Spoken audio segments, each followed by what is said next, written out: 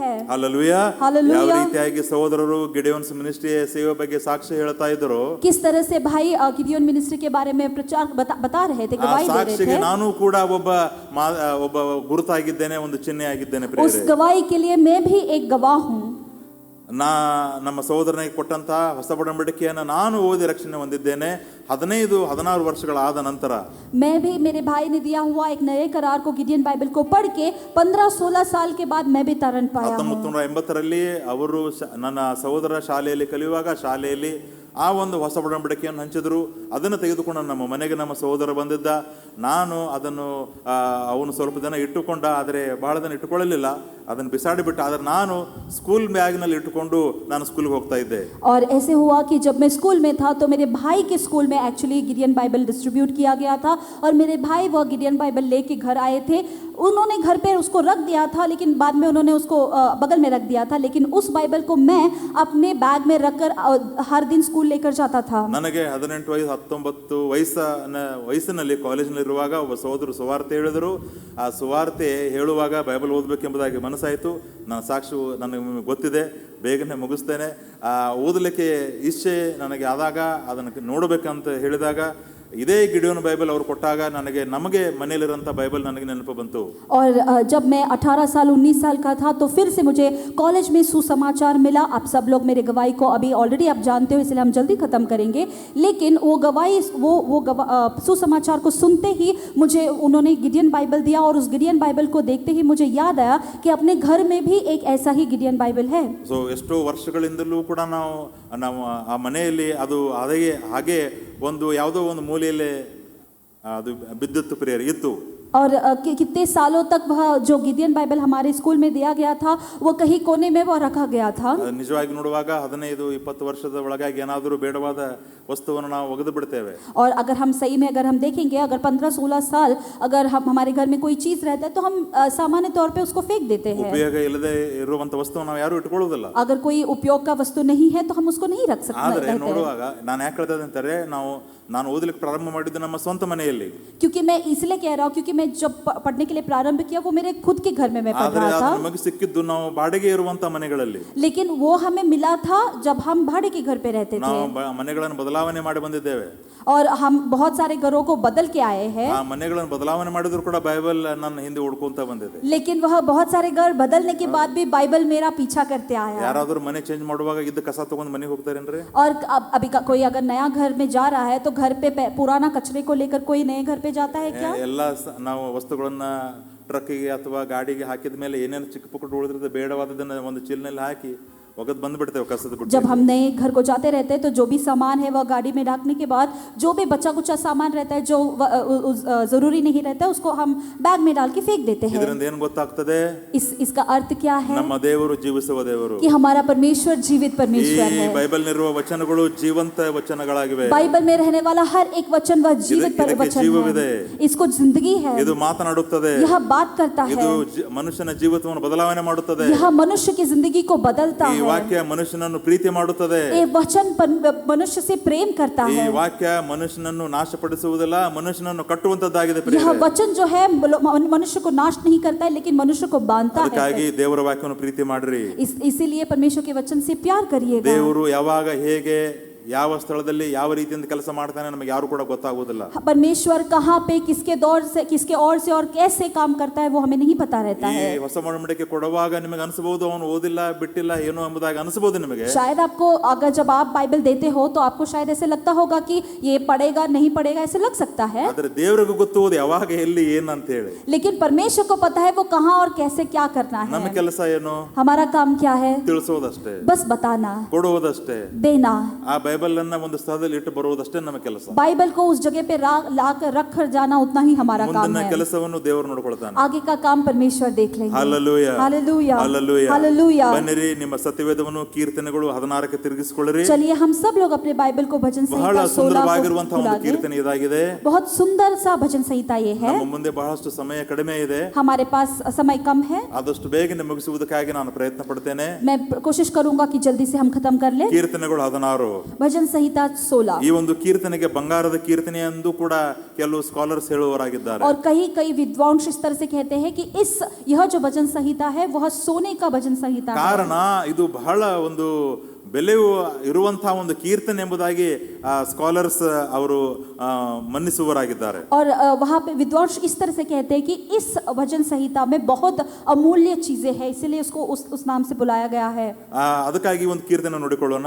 इसलिए हम पहले वो भजन संहिता देखेंगे। ನಾನು ನಿಮಗೋಸ್ಕರ ಓದುವವನಾಗಿದ್ದೇನೆ. हम आपके लिए पढ़ेंगे। ದೇವರೇ, ನಾನು ನಿನ್ನ ಶರಣಾಗತನು, ನನ್ನನ್ನು ಕಾಪಾಡು. ನಾನು ಯೆಹೋವನನ್ನು ಕುರಿತು, ನೀನೇ ನನ್ನ ಒಡೆಯನು, ನನ್ನ ಸುಖವು ನಿನ್ನಲ್ಲೇ ಹೊರತು ಬೇರೆ ಇಲ್ಲ ಎಂತಲೂ, ಭೂಲೋಕದಲ್ಲಿರುವ ದೇವ ಜನರ ವಿಷಯದಲ್ಲಿ ಇವರೇ ಶ್ರೇಷ್ಠರು, ಇವರೇ ನನಗೆ ಇಷ್ಟರಾದವರು ಎಂತಲೂ ಹೇಳುವೆನು. ಇತರ ದೇವರುಗಳನ್ನು ಅವಲಂಬಿಸಿದವರಿಗೆ ಬಹಳ ಕಷ್ಟ ನಷ್ಟಗಳು ಉಂಟಾಗುವವು.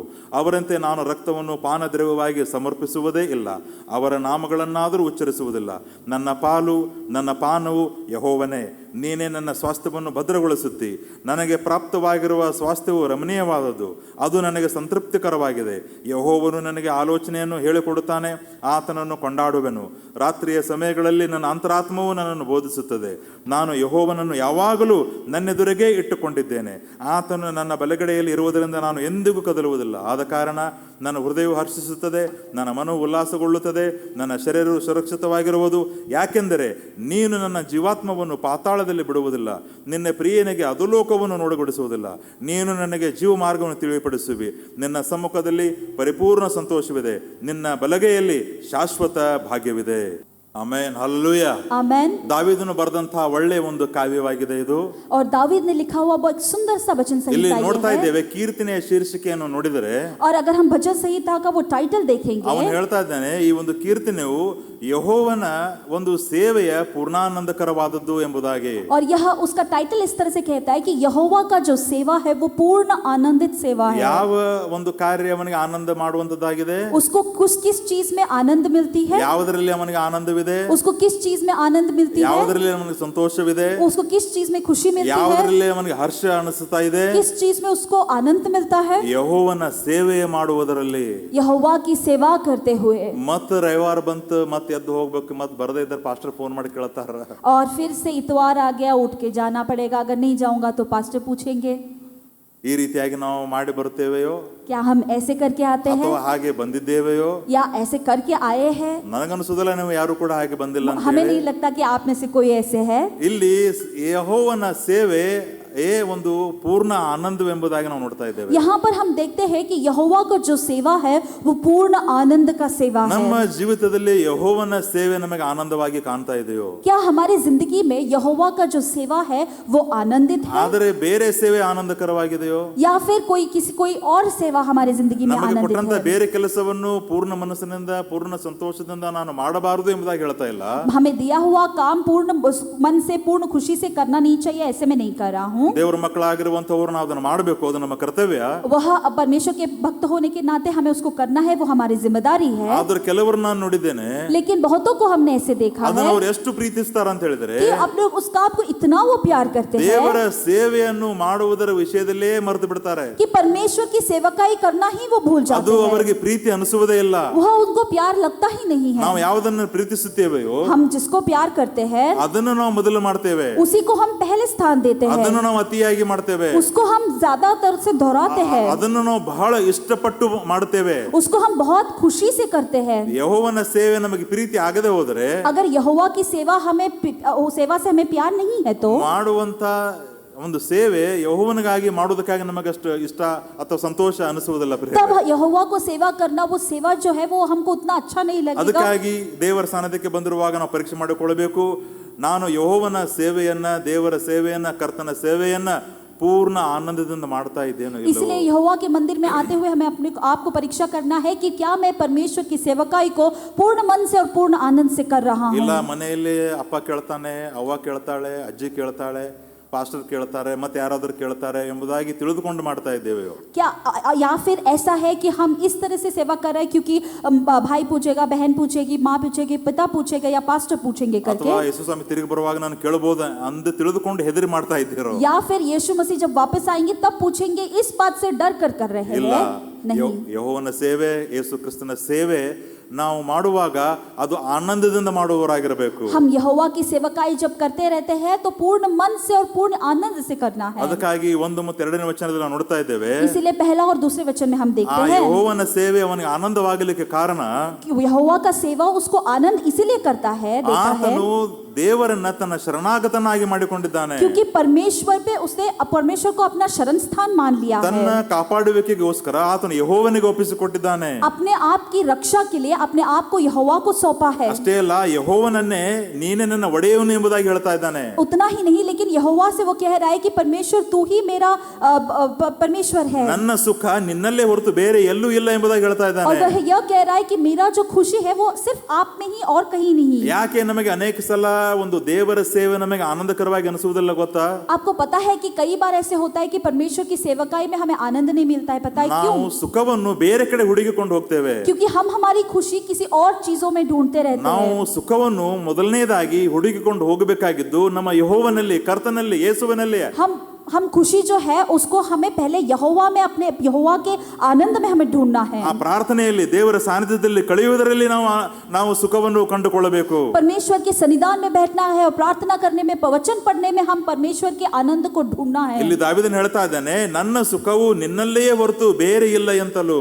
यहाँ पर दाऊद इस तरह से कहता है कि मेरी जो खुशी है सिर्फ आप में ही, परमेश्वर और किसी चीज में नहीं. ಪ್ರಿಯರೇ, ನಾವು ನಮ್ಮ ಸುಖವನ್ನು ಎಲ್ಲಿ ಹುಡುಕ್ತಾ ಇದ್ದೇವೆ? है परमेश्वर के भक्तजन, हमारी खुशी को हम किस चीज में ढूंढ रहे ನಮ್ಮ हैं? ಸಂಬಳದಲ್ಲಿ, क्या हमारी तनख्वाह में ढूंढ रहे ನಮ್ಮ हैं, ನೌಕರಿಯಲ್ಲಿ, हमारे नौकरी में ढूंढ रहे हैं, ನಮ್ಮ ಮನೆಗಳಲ್ಲಿ, हमारे घरों में ढूंढ रहे ನಮ್ಮ हैं, ಸಂಬಂಧಿಕರಿಂದ, हमारे संबंधियों में ढूंढ रहे ನಮ್ಮ हैं. ಹೆಂಡತಿ, ಮಕ್ಕಳು, ಗಂಡ, ಬಂಧು ಬಾಂಧವರಿಂದ ಸುಖವನ್ನು ಹುಡುಕಿಕೊಂಡು ಹೋಗ್ತಾ ಇದ್ದೇವೆಯಾ? क्या हम अपने पति पत्नी बच्चों में या दोस्तों में अपने खुशी को ढूंढ रहे हैं? ಇಲ್ಲ, नहीं, ನಾವು ಅಲ್ಲಿ ಹುಡುಕಬಾರದು ಪ್ರಿಯರೇ. हमें वहां पर नहीं ढूंढना ಅಲ್ಲಿಂದ है. ನಮಗೆ ಏನು ಸಿಗುವುದಿಲ್ಲ. वहां से हमें कुछ नहीं मिलता ನಾವು है. ಈಗಾಗಲೇ ಹಾಡಿನಲ್ಲಿ ನೋಡಿದ್ದೇವೆ, ಶಾಶ್ವತವಾದ ಪ್ರೀತಿಯಿಂದ ಪ್ರೀತಿ ಮಾಡಿದ ಯೇಸುವಿನಲ್ಲಿ ನಾವು ಸುಖವನ್ನು ಹುಡುಕೋಣ ಪ್ರಿಯರೇ. और अभी हमने गीत में जिस तरह से देखा कि शाश्वत प्रेम से हमें प्रेम करने वाले यीशु मसीह के ऊपर हमको ಯಾರು ಯೇಸುವನ್ನು ಹುಡುಕಿಕೊಂಡು ಹೋಗ್ತಾರೋ ಅವರು ಎಂದಿಗೂ ಕೂಡ ನಿರಾಶೆಯಿಂದ ಹಿಂತಿರುಗಿ ಬರುವುದೇ ಇಲ್ಲ ಪ್ರಿಯರೇ. जो कोई भी यीशु मसीह के पीछे हो लेते हैं वो कभी निराशा से नहीं लौटते हैं. ಇದುವರೆಗೂ ಯೇಸುವನ್ನು ನಂಬಿ ಬಂದಂತಹ ಜನರು ಅವರು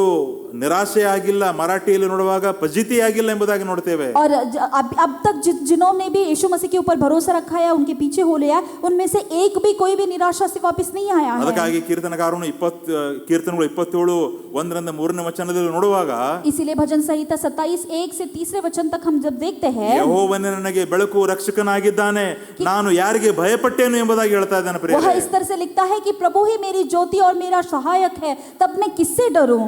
ನಮಗೆ ಯೆಹೋವನು, ಯೇಸು ನಮಗೆ ಬೆಳಕು ರಕ್ಷಕನಾಗಿ ನಮ್ಮ ಜೀವಿತದಲ್ಲಿ ಕಾಣಬೇಕು. और हमारी जिंदगी में परमेश्वर यीशु मसीह जो है ज्योति और सहायक बन के दर्शाना है. ನಾವು ಅವನಲ್ಲಿ ಬಿಟ್ಟು ಬೇರೆ ಯಾರ ಕಡೆಯೂ ಸುಖವನ್ನು ಹುಡುಕಿಕೊಂಡು ಹೋಗುವುದು ಬೇಡ हम ಪ್ರಿಯರೇ. उनमें छोड़कर किसी और चीजों में कभी भी हमें सुख नहीं ढूंढना ನಾವು है. ಅವನಲ್ಲಿ ಒಡೆಯನಾಗಿ ಶರಣಾಗತಕ್ಕೆ ನಾವು ಒಳಗಾಗೋಣ ಪ್ರಿಯರೇ. ಅವರನ್ನು ಬಿಟ್ಟು ಬೇರೆ ಯಾರ ಕಡೆ ಹೋಗುವುದು ಬೇಕಾಗಿಲ್ಲ और ಪ್ರಿಯರೇ. हम उनके शरण में जाएंगे और उनको छोड़कर किसी और कोई शरण स्थान को नहीं 2ನೇ ढूंढेंगे. ವಚನದಲ್ಲಿ ಹೇಳುವಾಗ ಬಹಳ ಇಷ್ಟವಾಗಿರುವಂತ ನನ್ನ ವಚನ, ಯೆಹೋವನೇ ನೀನೇ ನನಗೆ ಒಡೆಯನು ಎಂಬುದಾಗಿ ಹೇಳ್ತಾ ಇದ್ದಾನೆ. और वहां पर दूसरे वचन में इस तरह से कहता है, जो मुझे बहुत पसंद आता है, कि परमेश्वर तू ही मेरा सब कुछ है. ನಮ್ಮ ಜೀವಿತದ ಒಡೆಯನು ಯಾರಾಗಿದ್ದಾನೆ? मेरे जिंदगी का जो दोस्त है वो कौन है? ಈ ಲೋಕದಲ್ಲಿರುವ ಶೈತಾನನಾಗಿರುವಂತ ಅಧಿಕಾರಿಯೇ, या इस दुनिया का जो शैतान है वो है? ಅವನು ನಮ್ಮ ಒಡೆಯನಾಗಿದ್ದಾನೋ? क्या वह हमारे ಇಲ್ಲ, नजदीकी है? ನಮ್ಮ ಒಡೆಯನು ಯೇಸುವಾಗಬೇಕು. वो नहीं, हमारा नजदीकी जो है वो यीशु मसीह बनना ಒಡೆಯನು है. ಅನ್ನುವಾಗ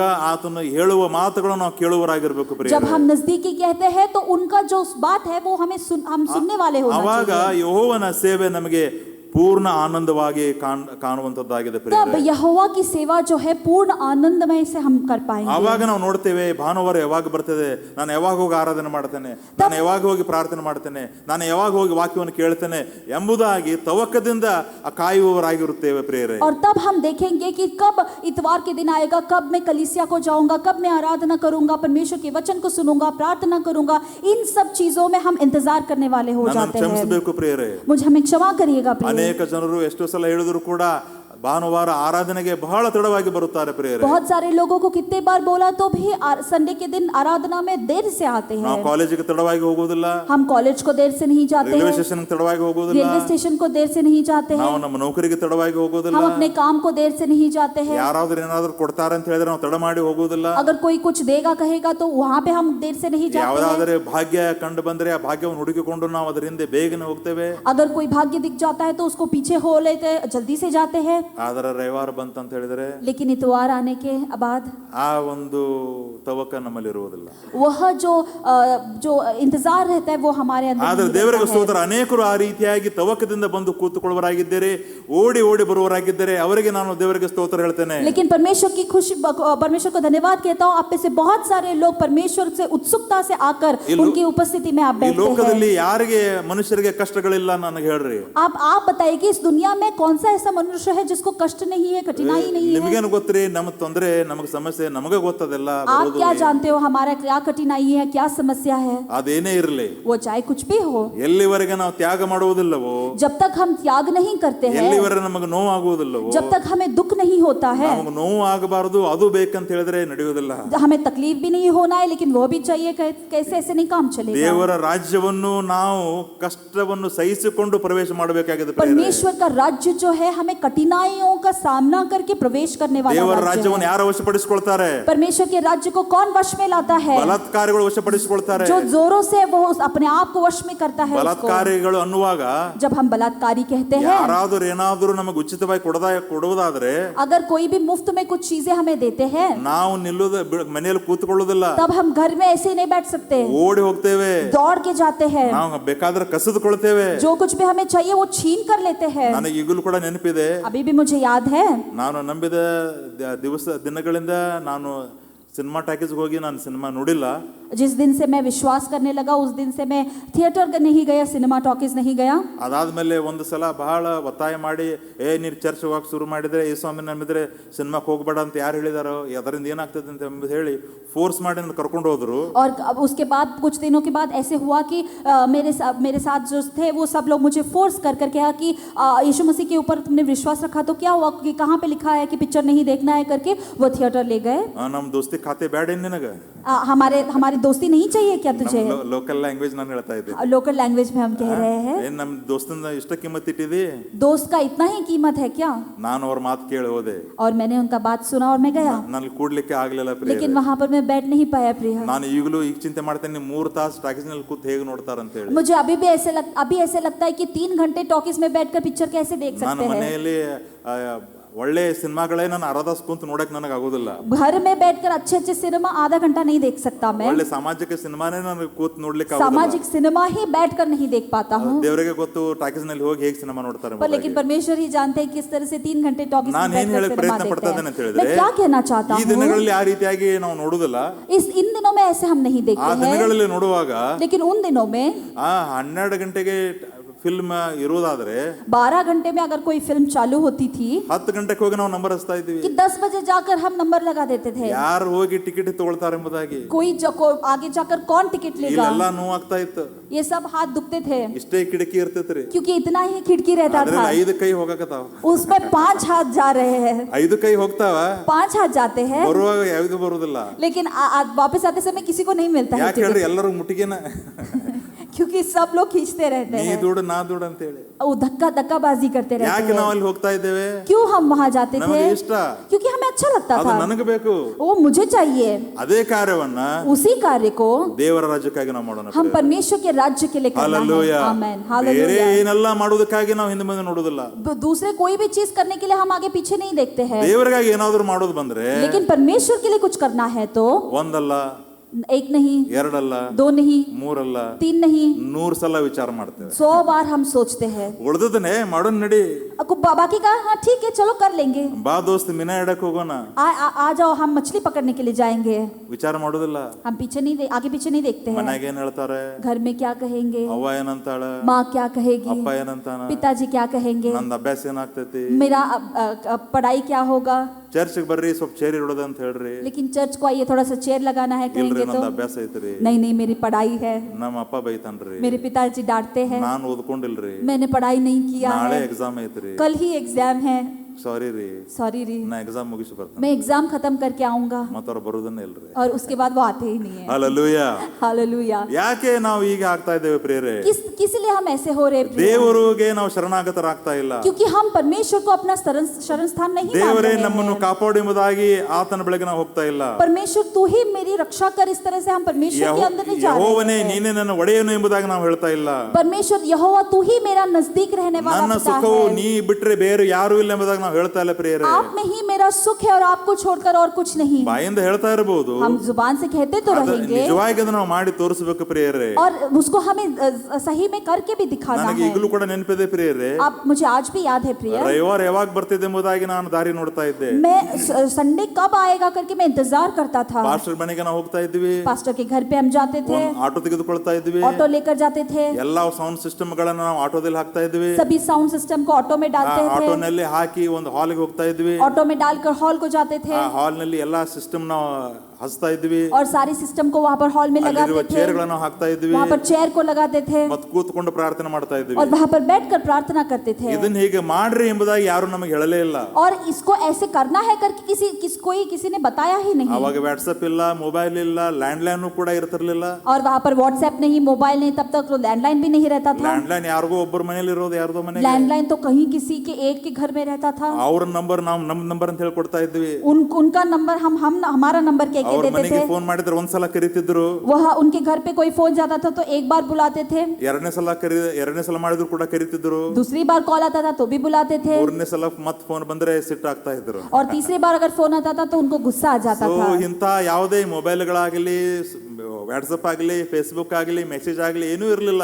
वहाँ पर कोई मोबाइल, व्हाट्सएप, फेसबुक कुछ भी नहीं था. ಕರೆಕ್ಟ್ ಸಮಯಕ್ಕೆ ನಾವು ಹೋಗ್ತಾ ಇದ್ವಿ, सही समय पे हम जाते थे. ಎಲ್ಲವನ್ನು ಯಾರು ಏನು ಹೇಳದೆ ನಮಗೆ ರಿಮೈಂಡರ್ ಕಳಿಸದೆ ಎಲ್ಲವನ್ನು ಮಾಡ್ತಾ ಇದ್ವಿ. कोई भी रिमाइंडर न भेजता था, लेकिन फिर भी सब सही समय पर हम करते थे. ಈಗ ರಿಮೈಂಡ್ ಮೇಲೆ ರಿಮೈಂಡ್ ಕಳಿಸಬೇಕು, आज रिमाइंडर के ऊपर रिमाइंडर भेजना पड़ता ಹೇಳಿದ್ದನ್ನೇ है. ಮತ್ತೆ ಹೇಳಬೇಕು.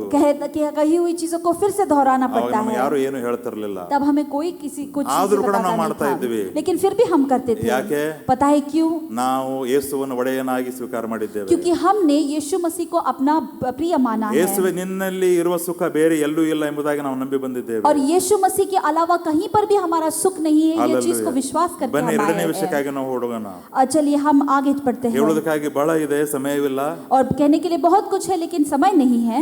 ಎರಡನೇ ಒಂದು ವಿಷಯ, दूसरा विषय यह है, ಇಲ್ಲಿ ಕೀರ್ತನಗಾರ ಹೇಳ್ತಾ ಇದ್ದಾನೆ, यहाँ पर परमेश्वर भजन संहिता ನಾನು ದೇವ ಜನರಲ್ಲಿ ಸಂತೋಷ ಪಡುತ್ತೇನೆ, कि मैं परमेश्वर के लोगों में खुश रहूंगा, ದೇವ ಜನರೇ ನನಗೆ ಶ್ರೇಷ್ಠರು, क्योंकि परमेश्वर के लोग ही मेरे लिए ಇವರೇ श्रेष्ठ ನನಗೆ हैं. ಶ್ರೇಷ್ಠರು ಎಂಬುದಾಗಿ ಹೇಳ್ತಾ ಇದ್ದಾನೆ. यही लोग मेरे लिए श्रेष्ठ व्यक्ति है करके कह रहा है. ಭೂಲೋಕದಲ್ಲಿರುವ 3 ಮತ್ತು 4ನೇ ವಚನ, और 3 और 4, तीसरा और चौथे वचन में इस तरह से कहता है, ಭೂಲೋಕದಲ್ಲಿರುವ ದೇವಜನರ ವಿಷಯದಲ್ಲಿ और इस दुनिया के लोगों के विषय में इस तरह से कहता ಇವರೇ है ಶ್ರೇಷ್ಠರು, कि यही आदर के योग्य है, ಇವರೇ ನನಗೆ ಇಷ್ಟರಾದವರು ಎಂತಲೂ ಹೇಳುವೆನು. और इन्हीं में अब मैं अपनी प्रसन्नता पाता हूँ. ಇತರ ದೇವರುಗಳನ್ನು ಅವಲಂಬಿಸಿದವರಿಗೆ ಬಹಳ ಕಷ್ಟಗಳು ಉಂಟಾಗಬಹುದು. जो अन्य देवताओं के पीछे दौड़ते हैं उनकी पीड़ा बढ़ जाएगी. ಅವರಂತೆ ನಾನು ರಕ್ತವನ್ನು ಪಾನ ದ್ರವ್ಯವಾಗಿ ಸಮರ್ಪಿಸುವುದೇ ಇಲ್ಲ, मैं उनके रक्त से बहाया गए बलिदानों में भाग नहीं ಅವರ लूंगा, ನಾಮಗಳನ್ನಾದರೂ ಉಚ್ಚರಿಸುವುದಿಲ್ಲ. और ना ही अपने होठों पर ಇಲ್ಲಿ उनका नाम ಕೀರ್ತನಗಾರ लूंगा. ಹೇಳ್ತಾ ಇದ್ದಾನೆ, और ನನಗೆ यहाँ पर- ದೇವರ ಜನರೇ ಶ್ರೇಷ್ಠರಾಗಿದ್ದಾರೆ, और यहाँ पर भजन संगीता लिखा हुआ व्यक्ति ನಾನು- से कह रहा है कि ना- परमेश्वर के लोग ही मेरे लिए श्रेष्ठ ನಾನು हैं. ಇವರಲ್ಲೇ ಸಂತೋಷಿಸುತ್ತೇನೆ. मैं इन्हीं में खुश रहता हूँ. ಹಲ್ಲೆಲೂಯಾ. हालेलुया. ಇಲ್ಲಿ ಯಾರಾದರೂ ಇದ್ದೀರಾ? क्या यहाँ पर है कोई? ಇವತ್ತು ಮತ್ತೆ ನಾನು ರೇವಾರ ಹೋಗ್ಬೇಕು, ಅದೇ ಮನುಷ್ಯ ಮತ್ತೆ ನನ್ನ ಎದುರಿಗೆ ಬರ್ತಾನೆ ಮಾರಾಯ, और फिर से हम उसी इतवार को जाना है, वही व्यक्ति मेरे सामने आ जाएगा. ಮತ್ತೆ ನಾವು ಪ್ರೇಸ್ ದ ಲಾರ್ಡ್ ಹೇಳಬೇಕು, फिर से प्रेज द लॉर्ड कहना ಮತ್ತೆ पड़ेगा, ಹಲ್ಲೆಲೂಯಾ ಹೇಳಬೇಕು, फिर से हालेलुया कहना पड़ेगा. ನಗು ಬರ್ದೇ ಇದ್ರು ಮತ್ತೆ ನಗಲಾಕ್ಬೇಕು. अब फिर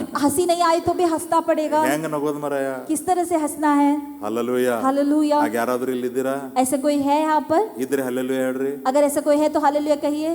ಯಾರು ಹೇಳಲಿಲ್ಲ. Praise the Lord. Hallelujah. Hallelujah. ಇಲ್ಲಿ ಹೇಳ್ತಾ ಇದ್ದಾನೆ ಕೀರ್ತನಗಾರನು, यहाँ पर वचन संहिता लिखा हुआ व्यक्ति इस तरह से कह ಭೂಲೋಕದಲ್ಲಿರುವ रहा है ದೇವರ ಜನರ ವಿಷಯದಲ್ಲಿ ಇವರೇ ಶ್ರೇಷ್ಠರು. कि पृथ्वी पर रहने वाले लोग यही श्रेष्ठ है, आदर के योग्य ಹಲ್ಲೆಲೂಯಾ. है. ನಾವು आमेन. ಶ್ರೇಷ್ಠರಾಗಿದ್ದೇವೆ ಪ್ರಿಯರೇ. हम श्रेष्ठ है परमेश्वर के ಪರಸ್ಪರ भक्तजन. ಒಬ್ಬರನ್ನೊಬ್ಬರು ನಾವು ಶ್ರೇಷ್ಠರನ್ನಾಗಿ ಕಾಣಬೇಕು. एक दूसरे को हमें श्रेष्ठ मानना है. ಯಾವ ರೀತಿಯಾಗಿ ನಾವು ದೇವರ ಮಕ್ಕಳಾಗಿದ್ದೇವೆ, किस तरह से हम परमेश्वर के बच्चे ಅವರು ಕೂಡ हैं, ದೇವರ उसी ಮಗನಾಗಿದ್ದಾನೆ. तरह से वह भी परमेश्वर के ಅವರು बच्चे ನಾವು हैं. ಶ್ರೇಷ್ಠರನ್ನಾಗಿ ಅನಿಸಬೇಕು. उनको हमें श्रेष्ठ मानना ಅಷ್ಟೇ है. ಅಲ್ಲ, उतना ही नहीं, ಇವರೇ ನನಗೆ ಇಷ್ಟರಾದವರು. कि वही हमारे पसंदीदा लोग हैं. ಹಲ್ಲೆಲೂಯಾ. हालेलुया. ಅನೇಕರಿಗೆ ಲೋಕದ ಸ್ನೇಹಿತರನೇ ಇಷ್ಟ.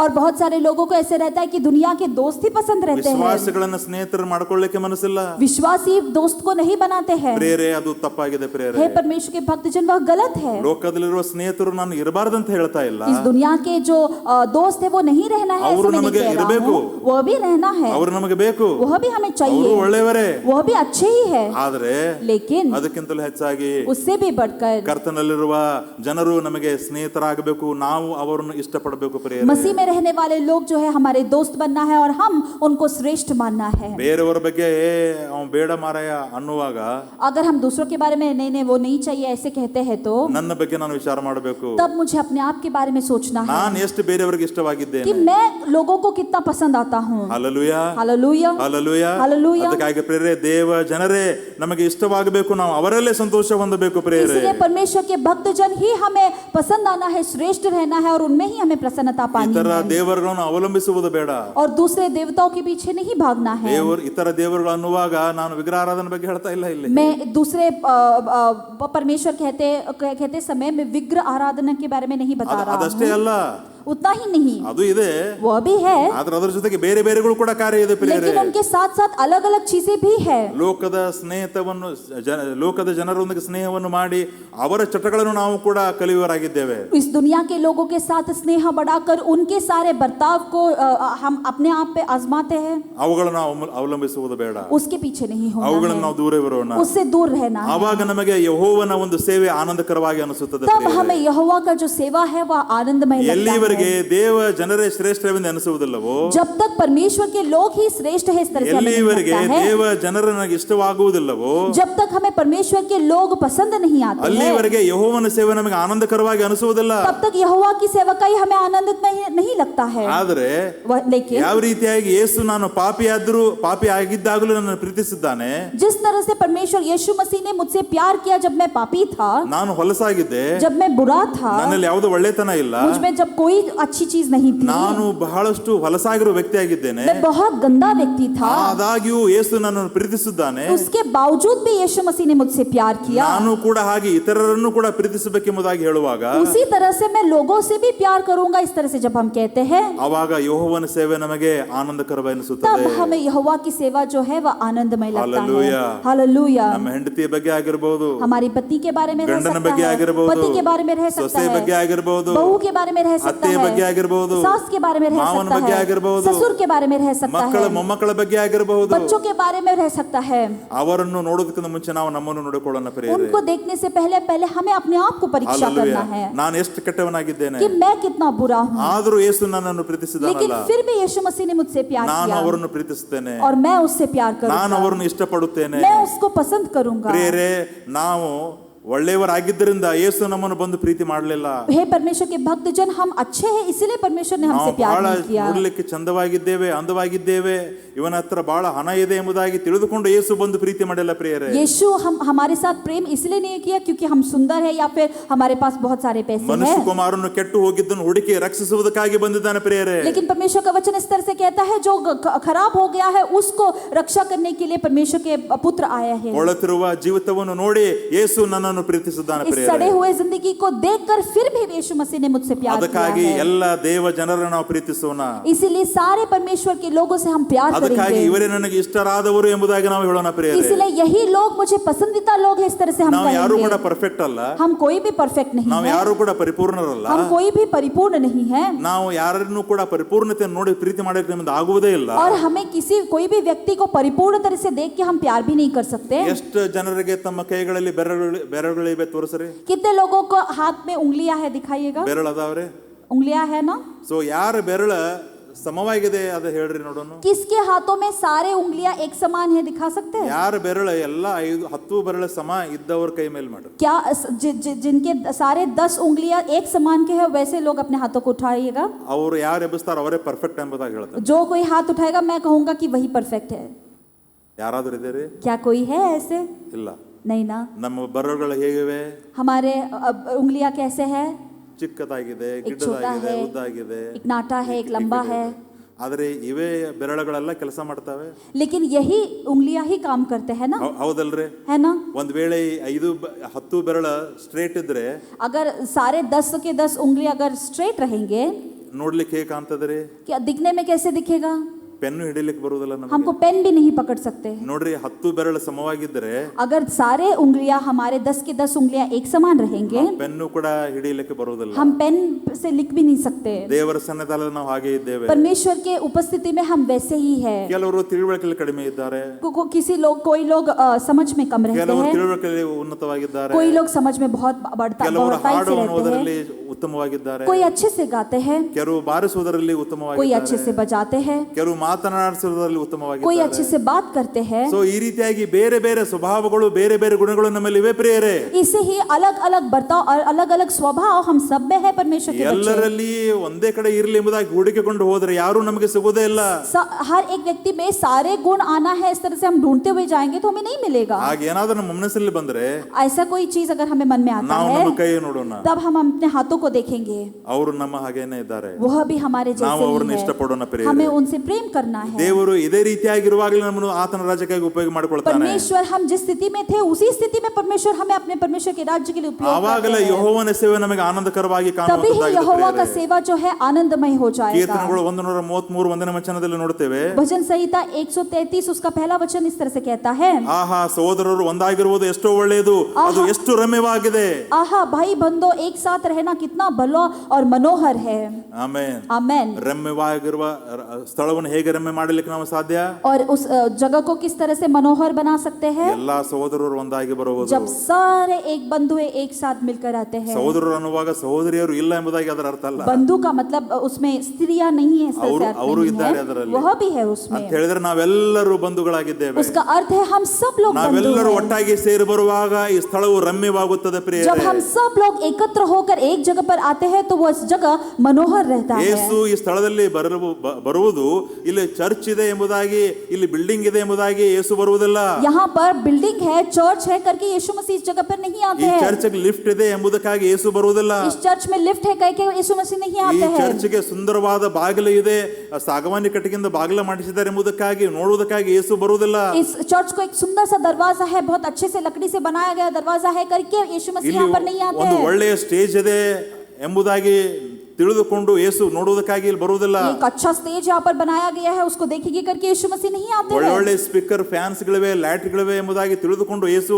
ಇಲ್ಲಿ ಬರುವುದಿಲ್ಲ अच्छे ಪ್ರಿಯರೇ. अच्छे स्पीकर्स है, लाइट्स है, इस तरह से सोचकर यीशु मसीह यहाँ पर नहीं आते हैं. ಯೇಸು ಬರುವುದು, लेकिन यीशु मसीह आते हैं. ಯೇಸು ಬರಲಿಕ್ಕೆ ಕಾರಣ यीशु मसीह आने का कारण ನಾವೆಲ್ಲರೂ ಸೇರಿ ಬಂದಿದ್ದರಿಂದ. यह है कि हम सब लोग एकजुट होकर हालेलुया. आए हैं. आमेन. ಜೋರಾಗಿ ಹಲ್ಲೆಲೂಯಾ ಹೇಳ್ರಿ. हालेलुया. ಹಲ್ಲೆಲೂಯಾ. हालेलुया. ಯೇಸು ಇಲ್ಲಿ ಬಂದದ್ದು ನಾವು ಸೇರಿ ಬಂದಿದ್ದರಿಂದ ಪ್ರಿಯರೇ. यीशु मसीह यहाँ पर आए हैं क्योंकि हम सब लोग एकत्र होकर ನಾವು आए हैं. ಯಾವಾಗ ಒಂದಾಗಿ ಸೇರಿ ಬರುತ್ತೇವೋ ಯೇಸು ನಮ್ಮ ಮಧ್ಯದಲ್ಲಿ जब हम ಬರುವವನಾಗಿದ್ದಾನೆ. सब लोग एकजुट होकर आते हैं तब यीशु मसीह ಯಾವಾಗ हमारे ನಾವು बीच में ಒಬ್ಬರನ್ನೊಬ್ಬರು उतरते हैं. ಇಷ್ಟಪಡುತ್ತೇವೋ ದೇವರು ಅವಾಗ ಅದ್ಭುತ ಕಾರ್ಯಗಳನ್ನು ಮಾಡ್ತಾನೆ जब ಪ್ರಿಯರೇ. हम एक दूसरे को पसंद करने लगते हैं तब परमेश्वर हमारे बीच में अद्भुत कार्य ಯಾವಾಗ करते ನಾವು हैं. ಇತರ ದೇವ ಜನರನ್ನು ಶ್ರೇಷ್ಠವೆಂದು ತಿಳಿದುಕೊಂಡು ದೇವರ ಸಾನ್ನಿಧ್ಯದಲ್ಲಿ ಬರುತ್ತೇವೆಯೋ ದೇವರು ಅವಾಗ ಅದ್ಭುತ ಕಾರ್ಯಗಳನ್ನು ಮಾಡ್ತಾನೆ ಪ್ರಿಯರೇ. जब हम अपने दूसरे व्यक्ति को, परमेश्वर के व्यक्ति को हम श्रेष्ठ मानकर उनसे प्रसन्नता पाते हैं और आते हैं तब परमेश्वर ಇದನ್ನು ನೀವು ಮಾಡಿ ನೋಡ್ರಿ, ದೇವರು ನಿಶ್ಚಯವಾಗಿ ಕಾರ್ಯವನ್ನು यह आप ಮಾಡುವವನಾಗಿದ್ದಾನೆ. कर कर देखिएगा परमेश्वर निश्चित तरीके से काम ಅದು करेंगे. ಸಭೆ ಅಷ್ಟೇ ಅಲ್ಲ, सब कलीसिया उतना ही नहीं, ನಿಮ್ಮ ಮನೆಯಲ್ಲೂ ಕೂಡ ಮಾಡಿ ನೋಡ್ರಿ, ಆ आपके ಕಾರ್ಯ घरों में भी आप ನಡೆಯುವಂತದ್ದಾಗಿದೆ उसको ಪ್ರಿಯರೇ. करके देखिएगा. ನೀವು ಮನೆಯಲ್ಲೂ ಕೂಡ ಆ ರೀತಿಯಾಗಿ ಮಾಡೋದಾದ್ರೆ ದೇವರು ಅಲ್ಲಿಯೂ ಕೂಡ ಕಾರ್ಯ ಮಾಡ್ತಾನೆ आपके ಪ್ರಿಯರೇ. घरों में भी जब आप वो चीजों को करते हैं तो परमेश्वर के कार्य को आप ಮನೆಯಲ್ಲೂ ಕೂಡ देखोगे. ಒಬ್ಬರನ್ನೊಬ್ಬರು ಗೌರವಿಸ್ತೀರಿ ಪ್ರಿಯರೇ. घर में भी एक दूसरे का आदर करिएगा. ಗಂಡನನ್ನು ಹೆಂಡತಿಯನ್ನು ಗೌರವಿಸಬೇಕು, पत्नी जो है पति का आदर करना है ಹೆಂಡತಿಯನ್ನು ಹೆಂಡತಿಯು ಗಂಡನನ್ನು ಗೌರವಿಸಬೇಕು, और पति पत्नी का आदर करना है. ತಂದೆ ತಾಯಿಗಳು ಮಕ್ಕಳನ್ನು ಗೌರವಿಸಬೇಕು, माता पिता बच्चों का आदर करना है. ಮಕ್ಕಳು ತಂದೆ ತಾಯಿಗಳನ್ನು ಗೌರವಿಸಬೇಕು बच्चे ಪ್ರಿಯರೇ. माता पिता का गौरव ಯಾವ करना ಯಾವ है. ಮಾನವನ್ನು ಕೊಡಬೇಕು, ಯಾವ ಯಾವ ಗೌರವವನ್ನು ಕೊಡಬೇಕು ಅವರಿಗೆ ತಕ್ಕ ಹಾಗೆ ನಾವೆಲ್ಲರೂ ಕೊಡಲೇಬೇಕು प्रियರೇ. किस किस को कौन से स्थान का कौन सा मान देना है, कौन सा आदर देना है, उनको हमें उसका आदर का योग्य ಫಿಲಿಪ್ಪ उत्तर ಬರೆದ देना ही ಪತ್ರಿಕೆ है. ಫಿಲಿಪ್ಪ ಬರೆದ ಪತ್ರಿಕೆ 1ನೇ ಅಧ್ಯಾಯ 5ನೇ ವಚನದಲ್ಲಿ ಪೌಲನು ಅಲ್ಲಿಯೇ ಒಂದು ಸಹೋದರರ ಸಹಕಾರದ ಬಗ್ಗೆ ವರ್ಣನೆ ಮಾಡ್ತಾ ಇದ್ದಾನೆ. फिलिपियों का पुस्तक उसका पहला अध्याय 5वें वचन में वहाँ के जो बंधु हैं उनका किस तरह से वो रहते हैं वो उसके बारे में बताते ಸುವಾರ್ಥ हैं. ಪ್ರಚಾರದಲ್ಲಿ ಸಹಕಾರಿಗಳಾಗಿದ್ದರೆಂದು ನನ್ನ ದೇವರಿಗೆ ಕೃತಜ್ಞತಾ ಸ್ತುತಿ ಮಾಡುತ್ತೇನೆ. आप परमेश्वर के सुसमाचार में एकत्र है इसीलिए सहयोग देते रहिए, इसलिए परमेश्वर की स्तुति करता हूँ. ಅಲ್ಲಿಯ ಸಭೆ ನೋಡುವಾಗ ಸುವಾರ್ಥ ಪ್ರಚಾರಕ್ಕಾಗಿ ಅವರು ಸಹಕಾರಿಗಳಾಗಿ ಇದ್ದರು ಪ್ರಿಯರೇ. और वहां पर अगर हम देखेंगे तो उस परमेश्वर की सुसमाचार के लिए वह एक सहयोग बनकर रहे. ಯಾಕೆ? क्यों? ಅವ್ರು ಪ್ರೀತಿಸ್ತಾ ಇದ್ರು, क्योंकि वह एक दूसरे से प्यार करते ಅವ್ರು थे, ಪರಸ್ಪರ ಇಷ್ಟಪಡ್ತಾ ಇದ್ರು. वह एक दूसरे को पसंद करते थे. ಅದಕ್ಕಾಗಿ ಸೇವೆಗಾಗಿ ಬರುವಾಗ ಸಂತೋಷದಿಂದ ಬರ್ತಾ ಇದ್ರು. इसलिए सेवकाई करने के लिए आते समय खुशी से आते थे. ಅದಕ್ಕಾಗಿ ಪೌಲನು ಅವರ ಬಗ್ಗೆ ಪ್ರಶಂಸೆ ಮಾಡ್ತಾ ಇದ್ದಾನೆ, ದೇವರಿಗೆ ಸ್ತೋತ್ರ ಹೇಳ್ತಾ ಇದ್ದಾನೆ. इसलिए पौल उनकी प्रशंसा करते हैं और परमेश्वर की स्तुति करते हैं. ಮೂರನೇ ವಿಷಯಕ್ಕಾಗಿ ನಾವು ಹೋಗೋಣ. तीसरे विषय को हम जाएंगे. ವಚನ 5-6 वचನ. 5 और 6 वचन में इस तरह से ದೇವರ कहता है ಒದಗಿಸುವಿಕೆಯನ್ನು ನೋಡುವವರಾಗಿದ್ದೇವೆ. कि परमेश्वर का देन को हम देखेंगे. ಯೆಹೋವನು ನಮ್ಮ ಎಲ್ಲ ಅಗತ್ಯತೆಗಳನ್ನು ಪೂರೈಸುವವನಾಗಿದ್ದಾನೆ. यहोवा हमारे सारे अगत्य को पूरा करने वाला ನನ್ನ परमेश्वर ಪಾಲು है. ಪಾನವು ಯೆಹೋವನೇ, ನೀನೇ ನನ್ನ ಸ್ವಾಸ್ಥ್ಯವನ್ನು ಭದ್ರಗೊಳಿಸುತ್ತಿ. कि मेरा संपत्ति और मेरा भाग्य का प्याला तू ही है और मेरा भाग्य को तू बनाए रखता है. ನನಗೆ ಪ್ರಾಪ್ತವಾಗಿರುವ ಸ್ವಾಸ್ಥ್ಯವು ರಮಣೀಯವಾದದ್ದು, ಅದು ನನಗೆ ಸಂತೃಪ್ತಿಕರವಾಗಿದೆ. मेरे विरासत को बनाए रखता है और मेरे लिए एक सुंदर भाग्य निश्चित करता ಹಲ್ಲೆಲೂಯ. है. ನಮ್ಮ ಪಾಲು हालेलुया. ಯೆಹೋವನಾಗಿದ್ದಾನೆ, मेरा प्याला यहोवा ही ನನ್ನ है. ಪಾನವು मेरा ಯೆಹೋವನಾಗಿದ್ದಾನೆ. प्याला यहोवा ही ಅವನೇ है. ನನ್ನ ಆಸ್ತಿಯನ್ನು ಸ್ವಾಸ್ಥ್ಯವನ್ನು ಭದ್ರಗೊಳಿಸುತ್ತಾನೆ. वही मेरी संपत्ति और मेरे भाग्य को दृढ़ करता ಈ है. ಒಂದು ತಿಳುವಳಿಕೆ ನಮಗಿರುವಾಗ यह समझ जब हमारे अंदर रहती ಯೆಹೋವನ है, ಒಂದು ಸೇವೆ ಆನಂದಕರವೆನಿಸುತ್ತದೆ. यहोवा की सेवा जो है वह आनंदमय रहता ನನ್ನ है. ಮನೆಯನ್ನ ಯಾರು ನೋಡವ್ರಿ? मुझे मेरे घर में कोई देखा है? ನನ್ನ ಮನೆ ಯಾರು ಕಟ್ಟವ್ರಿ? मेरा घर कोई कौन बांधेगा? ನನ್ನ ಕೆಲಸ ಯಾರು ಮಾಡೋರು मेरा काम कौन करेगा? ಅನ್ಕೊಂತ ಕೂತ್ಕೊಂಡ್ಬಿಟ್ರೆ अगर हम ऐसे कहते रहेंगे ಯೆಹೋವನ ಸೇವೆ ಆನಂದವೆನಿಸುವುದಿಲ್ಲ. कि यहोवा की सेवकाई आनंदमय नहीं ನಮಗೆ रहेगी, ಬೇಸರವಾಗುತ್ತದೆ. हमें बेजार आता है. ಯಾವಾಗ ನನ್ನ ಸ್ವಾಸ್ಥ್ಯವನ್ನು ಯೆಹೋವನ ಭದ್ರಗೊಳಿಸುತ್ತಾನೆ ಎಂಬ ನಂಬಿಕೆ ನಮಗೆ ಬರುವಾಗ, जब मेरी संपत्ति और मेरा भाग्य जो है परमेश्वर स्थापित करता है, यह विषय हमारे मन में आता ಯೆಹೋವನೇ है. ನನ್ನ ಪಾಲು ನನ್ನ ಪಾನವು ಅನ್ನುವಾಗ, जब हम कहते हैं कि यहोवा ही मेरा संपत्ति है और मेरा भाग्य का प्याला है, इस तरह से जब हम कहते हैं, ಆವಾಗ ಯೇಸುವಿನ ಸೇವೆ, ದೇವರ ಸೇವೆ ನಮಗೆ ಆನಂದಕರವೆನಿಸುತ್ತದೆ तब ಪ್ರಿಯರೇ. यीशु मसीह का सेवकाई जो है वह आनंदमय रहता है. ಹಾಲೆಲೂಯ. हालेलूया. ನಾಲ್ಕನೇ ವಿಷಯಕ್ಕೆ ನಾವು ಬೇಗನೆ ಹೋಗೋಣ. चौथे विषय को हम जल्दी से जाएंगे. ಹೇಳುವುದಕ್ಕಾಗಿ ಬಳಸಿದೆ, ಆದ್ರೆ ನಮಗೆ ಸಮಯವಿಲ್ಲ कहने ಪ್ರಿಯರೇ. के लिए बहुत कुछ है लेकिन समय नहीं है. ಇಲ್ಲಿ 7 ಮತ್ತು 8ನೇ ವಚನದಲ್ಲಿ यहाँ पर 7 और 8वें वचन में इस तरह से कहता है, ಯೆಹೋವನು ನನಗೆ ಆಲೋಚನೆಯನ್ನು ಹೇಳಿಕೊಡುತ್ತಾನೆ, ಆತನನ್ನು ಕೊಂಡಾಡುವೆನು. और यहोवा मुझे सारी चीजों के बारे में समझाता है और मैं उसी में मन लगाए ರಾತ್ರಿಯ रखूंगा. ಸಮಯಗಳಲ್ಲಿ ನನ್ನ ಅಂತರಾತ್ಮವು ನನ್ನನ್ನು ಬೋಧಿಸುತ್ತದೆ.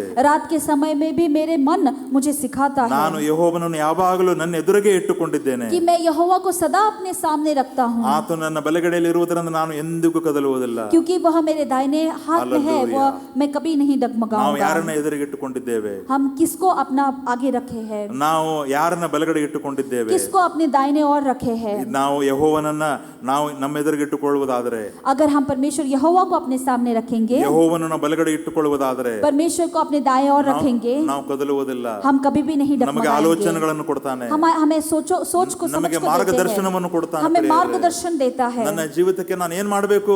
हमारी जिंदगी के लिए हमें क्या करना है, ಆ ಒಂದು ಚಿಂತೆ ಮಾಡಿ वह चिंता कर ಯೆಹೋವನ ಸೇವೆ ನಮಗೆ ಆನಂದವೆನಿಸುವುದಿಲ್ಲ. तब हमें यहोवा की सेवा आनंद नहीं लगती ಆದರೆ है. ಯೆಹೋವನ ನಾವು ಬಲಗಡೆಯಲ್ಲಿ ಇಟ್ಟುಕೊಳ್ಳುವುದಾದರೆ, लेकिन यहोवा को जब हम दाएं हाथ में रखते हैं, ಯೆಹೋವನನ್ನು ನಾವು ಮುಂದೆ ಇಟ್ಟುಕೊಳ್ಳುವುದಾದರೆ, जब यहोवा को हम अपने सामने रखते हैं, ದೇವರು ನಮಗೆ ಆಲೋಚನೆಗಳನ್ನು ಕೊಡ್ತಾನೆ. परमेश्वर हमें वह सोचों को देते ರಾತ್ರಿ ಸಮಯದಲ್ಲಿ ಅಂತರಾತ್ಮ ನಮ್ಮೊಂದಿಗೆ ದೇವರ ವಾಕ್ಯದಿಂದ ಮಾತನಾಡುತ್ತದೆ ಪ್ರಿಯರೇ. रात के समय में हमारी अंतर आत्मा भी हमारे साथ बात करती ಅವಾಗ रहती है. ನಮಗೆ ಯೆಹೋವನ ಸೇವೆ ಮಾಡುವುದಕ್ಕಾಗಿ ಆನಂದವೆನಿಸುತ್ತದೆ. तब हमें परमेश्वर यहोवा की सेवकाई नमगे करने के लिए बेसर आनंद अनिसुವುದಿಲ್ಲ. होता है, तब हमें विचार नहीं होता ಐದನೇ है. ವಿಷಯಕ್ಕಾಗಿ ಬೇಗನೆ ಹೋಗೋಣ.